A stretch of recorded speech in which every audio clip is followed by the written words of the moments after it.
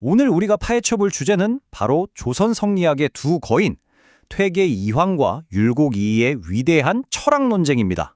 이 두 사상이 어떻게 부딪히고 또 발전했는지 그 핵심만 쏙쏙 뽑아서 명쾌하게 정리해드릴게요. 자, 본격적으로 시작하기 전에 우리 한번 이런 질문을 던져볼까요? 인간의 본성은 원래부터 선한 걸까요? 아니면 선함이란 건 우리가 열심히 노력해서 성취해야 하는 목표 같은 걸까요? 정말 오래된 질문이죠. 놀랍게도요, 조선 최고의 지성으로 꼽히는 이황과 이이는 바로 이 거대한 질문에 답하기 위해서 자신의 세계관 전체를 쌓아 올렸습니다. 그러니까 이들의 대결은 단순한 학문 논쟁이 아니라 인간과 세계를 어떻게 이해할 것인가에 대한 거대한 충돌이었던 셈이죠. 자, 그럼 이제 본격적인 논쟁의 장으로 한번 들어가 보시죠. 첫 번째 라운드입니다. 이 우주를 움직이는 근본적인 힘, 그 엔진은 과연 뭘까요? 먼저 첫 번째 개념, 이입니다. 이는요, 세상 만물이 따라야 할 완벽한 법칙이자 설계도라고 생각하시면 쉬워요. 눈에 보이지 않는 순수하고 이상적인 원리, 즉 당연히 그래야만 하는 당위의 세계인 거죠. 다음은 기입니다. 기는 그 완벽한 설계도를 현실 세계에 구현해내는 역동적인 에너지이자 재료예요. 우리 눈에 보이고 손으로 만질 수 있는 모든 것, 그러니까 구체적인 현실 그 자체라고 할 수 있습니다. 좋습니다. 이라는 설계도와 기라는 재료, 이 두 가지 핵심 부품을 이제 알게 됐어요. 그럼 이 둘 사이의 진짜 갈등은 어디서 시작될까요? 사실 모든 논쟁은 이 딱 한 가지 질문으로 모아집니다. 과연 순수한 원리인 이가 스스로 움직일 힘을 가지고 있는가? 이 질문에 대한 두 사람의 대답 정말 극명하게 갈립니다. 이황은 그렇다고 답했어요. 이상적인 원리도 스스로 움직일 힘이 있다는 거죠. 반면에 이이는 아니다라고 단호하게 선을 긋습니다. 움직이는 건 오직 현실의 에너지인 기뿐이라고요. 먼저 이황의 생각부터 한번 들여다볼까요? 그는 이와 기가 각자 따로따로 행동을 시작할 수 있다고 봤습니다. 이걸 이기호발설이라고 하는데요. 특히 이는 존귀하고 기는 비천하다, 즉 이귀기천의 관점을 가졌어요. 마치 이라는 장군이 명령을 내리면 기라는 병사는 그냥 따르는 거라고 본 거예요. 이렇게 둘의 위계를 아주 명확하게 나눴습니다. 그런데 이의 생각은 완전히 달랐습니다. 그는 움직이는 건 오직 현실의 기뿐이고 이상적인 이는 그 위에 그냥 올라타는 것일 뿐이라고 주장했죠. 이게 바로 기발이 생일 도설입니다.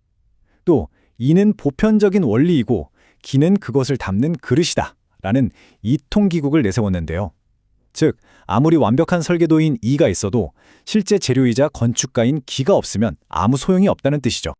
자, 이제 2라운드로 넘어갑니다. 이 거대한 우주 이야기가 우리 마음속 감정의 문제로 어떻게 연결되는지, 이 부분이 정말 흥미진진합니다. 여러분, 길 가다가 어려운 사람을 보면 괜히 마음이 쓰이고 돕고 싶어지잖아요. 이런 공감 같은 도덕적인 감정, 이런 게 우리가 평소에 느끼는 기쁨이나 슬픔, 분노 같은 거랑 뿌리부터 다른 걸까요? 아니면 그냥 같은 종류일까요?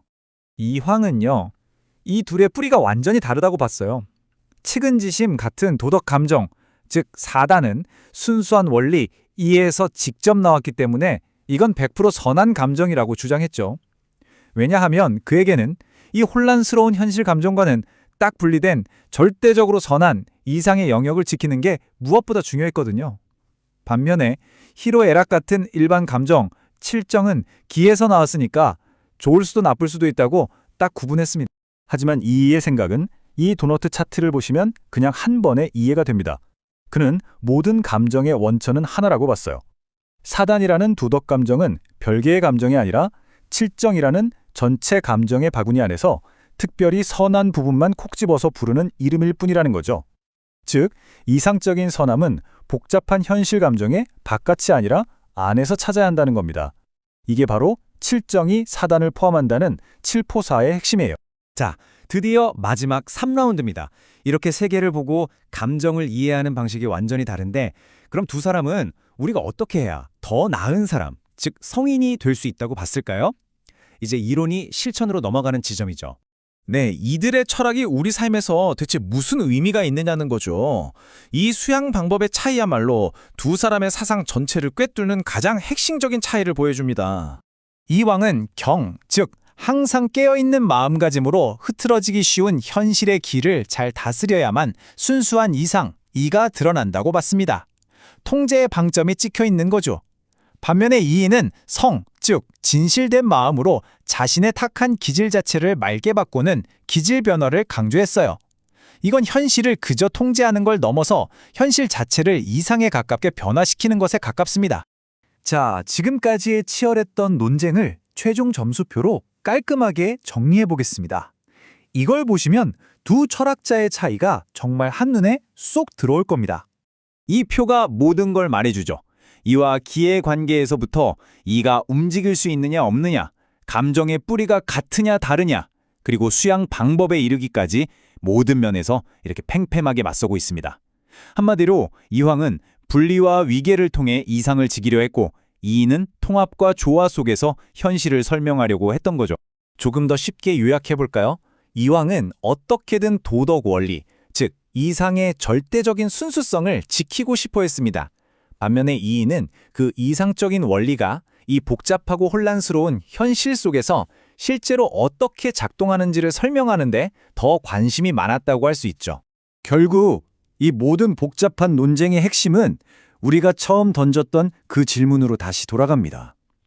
원리, 즉 이는 스스로 움직일 수 있는가?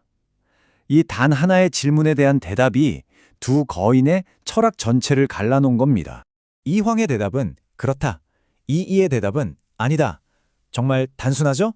바로 이 단순한 차이가 우주론에서 수양론까지 이 모든 거대한 철학적 차이를 만들어낸 나비 효과였던 것입니다. 그러니까 이 두 사람의 논쟁은 그냥 옛날 조선시대의 이야기가 아닌 거예요. 이건 시대를 초월해서 계속되는 영원한 질문, 바로 이상과 현실 사이의 팽팽한 줄다리기 같은 겁니다. 자, 그럼 이 질문을 마지막으로 여러분께 드리면서 오늘 이야기를 마무리할까 합니다. 여러분의 삶을 이끄는 힘은 과연 무엇인가요? 마땅히 이래야만 해 라고 믿는 이상적인 원리인가요? 아니면 지금 있는 그대로의 현실적인 힘인가요? 이황과 이이의 이 위대한 논쟁은 바로 오늘을 사는 우리에게도 여전히 아주 중요한 질문을 던지고 있습니다.